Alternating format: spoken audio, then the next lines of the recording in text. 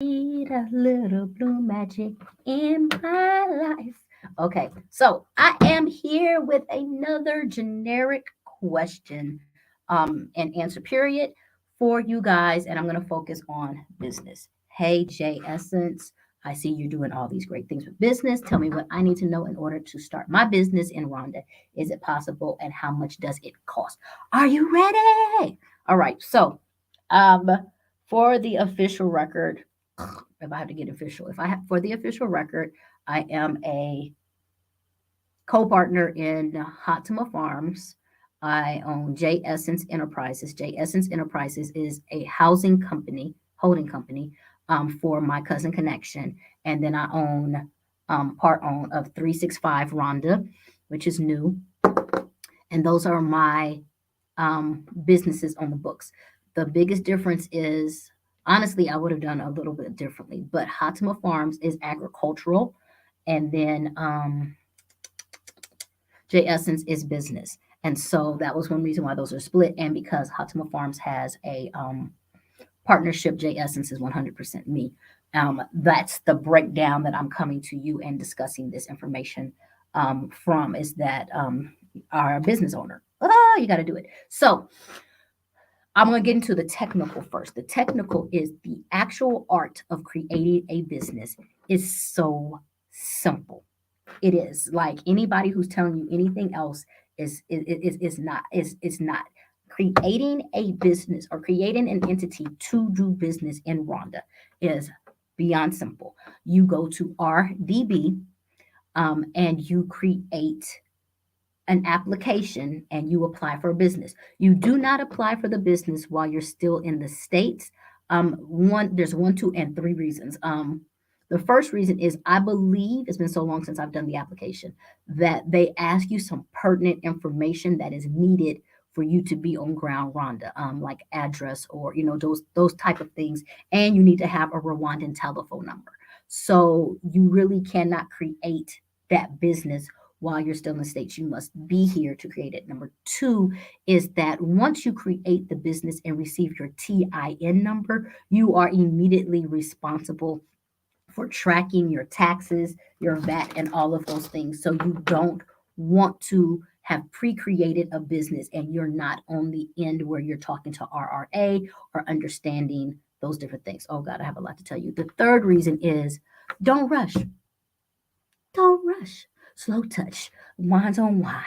No one's like, don't rush it, because you really should take your time on the ground to really determine what you want. Like, you have the space to figure out what you want. You don't want to turn around and create a business, because closing down a entity is much harder, from what I've heard, than opening one up. So you want to make sure that when you open up your business, you have your board correct, you have your managing directors correct. If you have that, you want to make sure that you've already scouted places, because once you open up your business, you're kind of on a timeline to really get moving. Like, they give you grace, but you're really on that timeline. So push the timeline back as much as possible. Prime example is for me with J Essence Enterprises. I believe the date on J Essence Enterprise is actually like May 2021.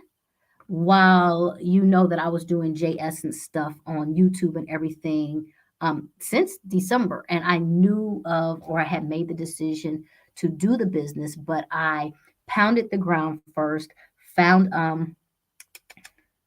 found the need, researched the website people. I did all of my research first, and then I incorporated. I incorporated right at the moment I knew that I would start receiving finances. You know what I'm saying? Like, I really did push it back that far. Okay, so bam. All right, so going back to the art. So the application process is simple. I'll be honest with you, I am not a business major, and I was able to fill it out. It was like two things I had to Google to try to figure out, but it's very, very simple. And then you submit. You do not pay anything to do your business. Now, you may pay people, like my cousin Connection does that. You may pay people to do it for you, to submit and to go through all of those things, if there's a mistake or whatever, to fix it and all that other stuff. But you do not have to pay for a physical business license. That is a free thing. Um, so you do all of that. You submit, and then usually within 24 hours, at the maximum 48, they are supposed to text you, but you can just log in and find out. And it'll say approved. And you know you're approved because you have what's called a tax identification number, which we call the TIN or your TIN number. Once you have your TIN number, you are a business, and that TIN number is important. It is valuable. So that is the actual processes. Now, if you're going to end up going for your business visa, you need to have that. You get two different certificates. You get like your domesticated form, and you basically get a short form and long form. In order to create your bank account, you need to have your long form with you, physical copies they can have. You to do the business visa, you need to have your long form copy, all that to have. Um, Hey, commence. I actually want to say this a second. I'm going to finish this conversation. Um, but you're going to have your long form. And that is basically your identification.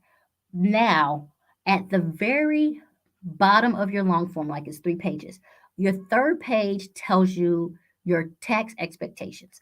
Most people be so happy they got their business. They like, oh, I got a business. They don't really read the fine print. If you do not read the fine print, y'all, if you don't read the fine print, baby, if you don't read that fine print, because what happens now is that when people ask about taxes, businesses pay tax. So you need to track what you're doing and be able to do that. You can register for your VAT, which helps you with your tax, and that's another registration on the website. They will specifically say, oh, do you want to register for your VAT certificate? You simply say yes. The VAT certificate usually takes 24 to 48 hours to get, and that's value added tax. And how does that work? I don't know. I have an accountant. But that's the next thing. So you have certain, I think, quarters that you have to file. And if you don't file, you do have like $100 fine that must be paid. How do I know? Um, so you need to start following the taxes. Now, the tax and everything that happens is through a different entity. It is not RDB, it is RRA, Rwanda Revenue Authority. And they are more than helpful in helping out. And there are also I would say prefla, like there's accountants if you want somebody else to take care of your stuff. I'm going to be honest with you. I opted for the latter. I opted to work with an accounting firm because I know what I was good at. I know what I wasn't good at, and I know that my time management. And I don't want to. I don't want no smoke. I don't want no smoke. So you have to keep track. So part of that is there is a software system that in order to you to file your taxes or track whatever, there's a certain software system that must be installed on your computer. It is the Rwandan software system that they have you use. You do not use another accounting system. I'll take this back. If you use another accounting system, let's say you want to use QuickBooks, you're using it for your own personal records, but when you file, you have to file through what Rhonda has told you to file through. You're not filing through all kind of other stuff. So in becoming this business owner, and when it comes down to taxes, you are keeping track of all receipts. And I gotta say this correctly, not because I was gonna say printed. So all it's called EBM receipts. Like people still have handwritten receipts. Those handwritten receipts will not be recognized. And through RRA. It is, I don't have none of my receipts here. It is the printed out. Like those are the ones that are recognized. All businesses tend to ask for your TIN number when you're making a purchase. And that's one reason why that's important because your receipt does not count if it does not have your TIN number on it for identification purposes. So when you're filing it in, so you keep your TIN number and you are registering that. Now, also as a business, you are giving out invoices or receipts with your TI, with your business stated on it. So all of that is rotated properly. So when it comes down to accounting, that is what all that is about. And everything does have to follow through. So these are things Um, that you do need to know that's not talked about. A lot of people talk about, hey, let's build the business. They don't talk about the paperwork that is done that with the business. The other piece of it is that if you have employees, and I really can't speak on this, I probably should have my accountant. I probably should do a Zoom with the accountant. But if you have employees, they are paid out a certain way because employees do have benefits out here. So you have to make sure that you claim them and they're paid out a certain way, hence why I got the accountants. Um, because you have to make sure that that's registered and done properly. So that is the process of creating a business. I will tell people before, I think a lot of people is like, oh, you could just do a business. Oh, you could just do a business. Baby, if you're going to do a business, be real about it. Like be 100% real about it and be ready to um, understand the whole aspect of being an entrepreneur, where salaries, inventory, like those kind of things, because you're going to be jumped in and doing the real work. You're doing real work. And then I also will say, be very cautious about creating businesses that are sustainable here in Rwanda. Like, don't take your U.S. business and then register it here in Rwanda. That was the wrong way to say it. So let me say this: like, if you are like a life coach and you have a lot of U.S. clientele, um, and your money's coming from the US, you keep your business there. You don't register your business here in Rwanda and still be generating like that US, because that US payments are not going to be recognized in Rwanda. Okay. And so you that's why I said you have to kind of be careful. Now, if you want to do your life coaching here in Rwanda, then you say, okay, I'm going to register. I'm going to do this here in Rwanda. This is what I'm going to do. And then you do know that you need to double check your revenue like standards, because like what you charge in the US is not what you're going to be charging and making money here in Rwanda. So that's what I say about don't just register. Like you got to be very smart and strategic with what you're trying to do.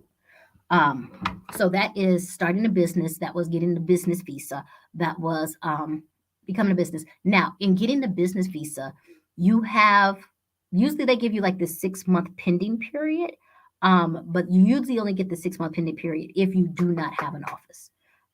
They really want to see you having an office space when it's time to register for your business. It does not matter if your office is in your home.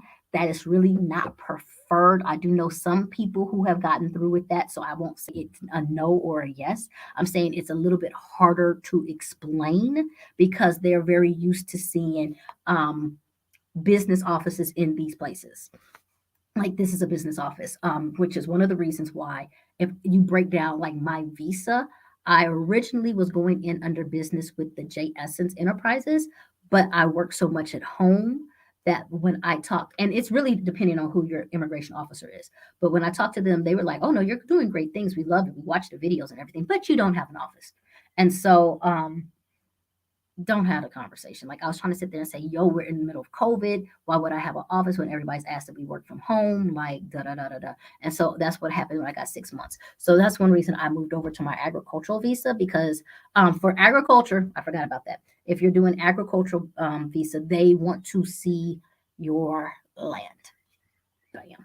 They want to see your land. They are going to come in and do an observation of your farm or your area or your land and what you are doing. And they want to see you doing stuff. And one of the biggest questions that they will constantly ask all the time is, are you providing jobs? They will say, how many people are working for you? They are trying to see how your money is coming through Rwanda. That is one of the biggest questions that you constantly get. How many jobs do you provide for? How many people work for you? That's the repeating question each and every time. How many people? How many people? How many people? Because they want people who are coming in and bringing in employment opportunities to the country. Okay, so that's a breakdown on the business. If you guys have any questions about how to create your business in Rwanda, I'm probably going to rename this, um, or the things that you do need to think about. It is so simple. It is really, really so simple. I do not know how it's like. It's so simple that when people ask me that question, they're waiting for me to give you a loophole, and there's no loophole. There is absolutely no loophole. The creating a business and getting your paperwork and turning it in is clockwork. It is exactly what's expected. To pay, like for your taxes, they have the bank account number that you go to the bank and you actually just drop it in the bank account, and then you have your like your receipt filings, like everything is streamlined and tracked. So it is simple and easy to do. So, all right, commence. Hey, girl. It says, I know you're talking about education jobs. Are there administrative positions available? I want to say the other video I did talked a lot about education. And that was the video. I did not really review administrative positions. There are administrative positions available, but they are limited, just like in any school where you might have 30 teachers, but you have like a principal and vice principal, and that's it. So there's administrative positions from what I heard at two schools going on right now. And then also, I don't know how often they open up. For anybody else, if you have questions, just go ahead, like and subscribe. Put it in the chat. No, don't put it in the bottom. Put it in the bottom, and I got you. Okay. Hope you enjoyed this one.